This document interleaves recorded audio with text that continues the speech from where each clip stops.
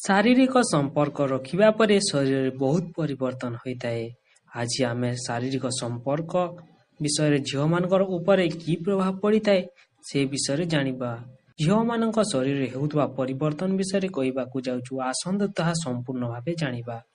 ଯେଉଁ ଝିଅମାନେ ପ୍ରଥମ ଥର ଶାରୀରିକ ସମ୍ପର୍କ ରଖିଥାନ୍ତି ସେମାନଙ୍କ ବ୍ରେଷ୍ଟ ଏବଂ ଟିପ୍ସର ଆକାର ବଢ଼ିଯାଇଥାଏ ଓ ମାସିକ ଧର୍ମର ସମୟର ମଧ୍ୟ ପରିବର୍ତ୍ତନ ହୋଇଥାଏ। ସେମାନଙ୍କର ମସ୍ତିଷ୍କର କୋଶିକା ବୃଦ୍ଧି ହୋଇଥାଏ, ତେଣୁ ସେମାନେ ଅଧିକ ରୋମାଣ୍ଟିକ ଏବଂ ବୁଦ୍ଧିମତୀ ହୋଇଥାନ୍ତି। ଶାରୀରିକ ସମ୍ପର୍କ ରଖିବା ପରେ ଝିଅମାନଙ୍କ ଚେହେରା ବହୁତ ଆକର୍ଷଣୀୟ ହୋଇଥାଏ ଓ ଚମକି ଉଠିଥାଏ।